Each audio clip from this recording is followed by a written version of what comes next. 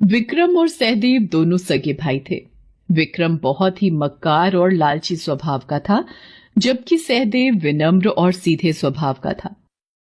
एक दिन विक्रम की पत्नी सरला गुस्से में बोली, मुझे समझ नहीं आता बापूजी, पूरे घर में अपनी खांसी से बीमारी फैलाते रहते हो।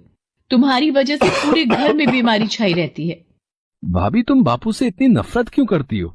इस तरह से कोई दुत्कारता है क्या? बापू की उम्र का तो लिहाज करो भाभी। सुनते हो जी, इस सहदेव की भी लगता है जुबान निकल रही है, थोड़ी खींचनी पड़ेगी। अपनी भाभी से जुबान लड़ाता है, आज तेरी खाल खींच लूंगा। विक्रम, छोड़ दे इसे, छोटा भाई है तेरा, मत मार, कुछ तो रहम कर। ये तो बस मेरी परवाह कर रहा था, इसीलिए इसने बोला। इस बात की इतनी बड़ी सजा मत दे। समझा दो इसे, आज के बाद इसने सरला को अगर कुछ कहा तो इसे जान से मार दूंगा। अपनी जुबान को मुंह के अंदर बंद करके रखे। विक्रम अपनी पत्नी सरला के साथ मिलकर अपने भाई और पिता पर बहुत जुल्म करता था। इसलिए एक दिन सहदेव अपने पिता से बोला, बापू, अब हम यहाँ नहीं रहेंगे, हम कहीं और जाकर रहेंगे। भैया भाभी आपको बहुत तंग करते हैं और ये मैं नहीं देख सकता। तू बापू को लेकर जा तो रहा है, पर इतना जान ले, मैं तुझे एक फूटी कौड़ी भी नहीं दूंगा अगर तुम दोनों पलट कर वापस आए तो। मुझे आप दोनों से कुछ भी नहीं चाहिए, बस माँ की निशानी, ये आटा छलनी मुझे दे दीजिए। मैं इसे माँ का आशीर्वाद समझकर अपने साथ रख लूंगा। ले जाने दो, ये बेकार सी टूटी हुई पुरानी आटा छलनी वैसे भी हमारे लिए बेकार है। अच्छा है ना, बला टलेगी, सारा दिन मनहूसियत छाई रहती है, जान छूटेगी। सहदेव अपने पिता को लेकर निकल पड़ता है। उसके पास न रहने का ठिकाना था, न ही खाने के लिए भोजन। चलते चलते सहदेव ने अपने पिता से कहा, पिताजी, ये जगह सही लग रही है, आप कुछ देर उस पेड़ के नीचे आराम करो, तब तक मैं घास फूस से एक झोपड़ी तैयार कर लेता हूँ। रहने का ठिकाना तो बनाना ही पड़ेगा, उसके बाद मैं काम की तलाश करूंगा। मेरे दोनों बेटों में कितना फर्क है। एक विक्रम है जिसने घर से निकाल दिया, और एक ये है जो बेचारा मुझ बूढ़े को पालने के लिए इतनी मेहनत कर रहा है। भगवान मेरे बच्चे को दुनिया की सारी खुशियां देना। बापू देखो, ये झोपड़ी तैयार हो गई, आओ चलो झोपड़ी में चलकर आराम कर लो। बापू, बापू, ये क्या हो गया भगवान? बापू आंखें क्यों नहीं खोल रहे? बापू, तुम मुझे अकेला छोड़कर क्यों चले गए? मैं इस दुनिया में अकेला क्या करूंगा? मैं जानता हूँ तुम्हें सदमे ने मारा है, तुम दुख को बर्दाश्त नहीं कर सके। सहदेव फूट फूट कर रो पड़ता है। पिता के जाने के बाद वो दुनिया में बिल्कुल अकेला हो गया था, इसलिए वो दुखी होकर वहां से चल दिया। चलते चलते सहदेव एक स्थान पर रुक गया। बहुत प्यास लगी है, पर पानी कहाँ मिलेगा? वो सामने तालाब दिखाई पड़ता है, उसी से पी लेता हूँ। अरे, माँ की निशानी आटा छलनी तालाब में गिर गई। हे भगवान, वो मेरी माँ की आखिरी निशानी थी, वो भी मुझसे छिन गई। मेरे से ये दुख और बर्दाश्त नहीं हो रहे, मैं भी इसी तालाब में कूदकर अपनी जान दे दूंगा। रुको, ऐसा मत करो, ये जीवन बहुत अनमोल है, इसका त्याग मत करो। आप कौन हैं और मुझे मरने से क्यों रोक रही हैं? मैं भला जीकर क्या करूंगा? मेरी माँ की आखिरी निशानी आटा छलनी इस तालाब में गिर गई। सहदेव तालाब की देवी को अपनी दुख भरी सारी कहानी बताता है। सहदेव, रुको, दुखी मत हो, मैं तुम्हारी आटा छलनी ढूंढ लाऊंगी। ये लो तुम्हारी आटा छलनी। पर ये मेरी माँ की आटा छलनी नहीं है। अच्छा चलो, मैं एक बार फिर तालाब के नीचे जाकर देखती हूँ। ये लो, ये रही तुम्हारी आटा छलनी। ये भी मेरी माँ की आटा छलनी नहीं है। मेरी माँ की आटा छलनी कहाँ गई? रुको, मैं एक बार और कोशिश करके देखती हूँ, अब की बार शायद मिल जाए। देखो, कहीं यही तो नहीं है? हाँ हाँ, यही मेरी माँ की निशानी है, यही है मेरी आटा छलनी। सहदेव, तुम बहुत ईमानदार हो। ये लो तुम्हारी माँ की निशानी।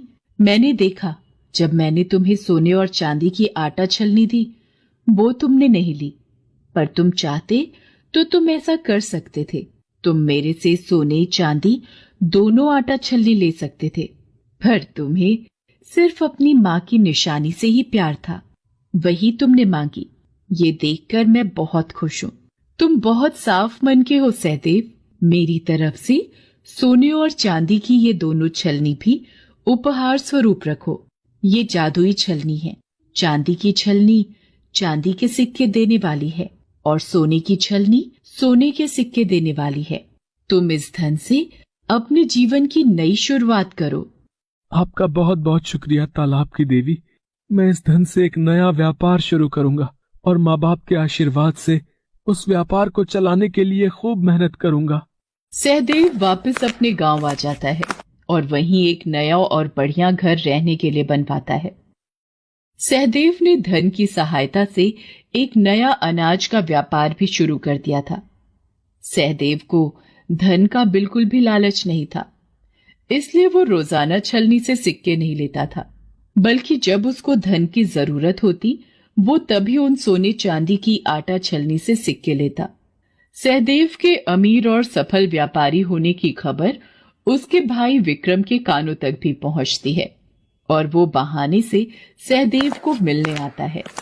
सहदेव मेरे भाई कैसे हो? मैंने सुना है तुमने अनाज का बहुत बड़ा व्यापार शुरू किया है और तुमने ये घर तो बहुत ही सुंदर बनाया है। मैंने बापू के बारे में सुना कि बापू नहीं रहे। मुझे उनके स्वर्ग से धारने का बहुत दुख है। सहदेव मुझे माफ कर दो, आखिर मैं तुम्हारा बड़ा भाई हूँ। भैया आपको अपनी गलती का एहसास है, इसलिए मैंने आपको माफ कर दिया। आप रोना बंद करो। मैं जानता था मेरा छोटा भाई मुझे जरूर माफ कर देगा। सरला तुमने देखा, हमारा सहदेव बहुत अच्छा है, इसने हमें माफ कर दिया। सहदेव मैं तुम्हारी भाभी हूँ, मैं तुम्हारी माँ समान हूँ। मुझे भी तो बताओ कि ये सब तुम्हें कैसे मिला, अगर तुम मुझे अपना मानते हो। भाभी आप दोनों मेरे अपने हो, मैं आपको सब बताता हूँ। सहदेव सीधेपन में आकर सारी कहानी विक्रम और सरला को बता देता है। जिस बात की तह को जानने विक्रम और सरला आए थे वो बात उन्हें पता चल चुकी थी, इसलिए घर वापस आकर विक्रम सरला से कहता है, जाकर आटा छलनी लेकर आ। ये लो, पर इसे तोड़ने क्यों लगे, इसका क्या करोगे? बस तुम देखती जाओ, इसे थोड़ी पुरानी बना रहा हूँ, अब मैं अमीर बनकर ही लौटूंगा।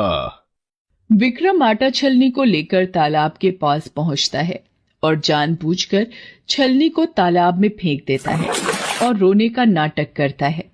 मेरी माँ की निशानी, मेरी आटा छलनी तालाब में गिर गई। अब मैं क्या करूं? कोई मेरी छलनी दे दो। वो मेरी माँ की आखिरी निशानी थी। क्या हुआ वत्स, तुम रो क्यों रहे हो? अब मेरी माँ की निशानी, मेरी आटा छलनी इस तालाब में गिर गई। अब मैं क्या करूं? वो मेरी माँ की आखिरी निशानी थी। रोना बंद करो, मैं तुम्हारी आटा छलनी ढूंढ कर लाती हूँ। ये लो, यही तुम्हारी आटा छलनी है ना? नहीं, ये तो पुरानी टूटी हुई आटा छलनी है। मेरी आटा छलनी ऐसी नहीं है। यह तो सहदेव का लालची बड़ा भाई दिखाई पड़ता है। जरूर सहदेव ने भोलेपन में इसे सब कुछ बता दिया होगा और ये जानबूझकर मेरे से आटा छलनी लेने के लिए आया है। इसे सबक सिखाना ही होगा। ये देखो, ये चांदी की आटा छलनी तुम्हारी है। मैं आपको बताना भूल गया, मेरी माँ की निशानी 2 आटा छलनी है, एक चांदी और एक सोने की। लालची मनुष्य, तुम्हें शर्म नहीं आती? कितने बेईमान हो तुम। मुझे सहदेव ने सब आप बीती सुना दी थी। तुमने अपने भाई और अपने पिता को घर से निकाल दिया और अब जब वह अपना जीवन सुखी सुखी व्यतीत कर रहा है तो तुम उसमें भी अड़चने पैदा करना चाहते हो। तुम्हें कुछ नहीं मिलेगा, तुम यहाँ से जा सकते हो। तालाब की देवी, तुम मुझे जादुई सोने चांदी की छलनी दिए बिना नहीं जा सकती। रुको, मैं तुम्हें ऐसे नहीं जाने दूंगा। बचाओ बचाओ, मैं डूब रहा हूँ। मुझे माफ कर दो तालाब की देवी, मैं झूठ बोल रहा था। मैं कभी लालच नहीं करूंगा, मुझे मरना नहीं है। तभी विक्रम को लगा कि किसी ने झटके से उसे तालाब से बाहर फेंका हो। वो इतना डर चुका था कि वापस जाकर ही उसके कदम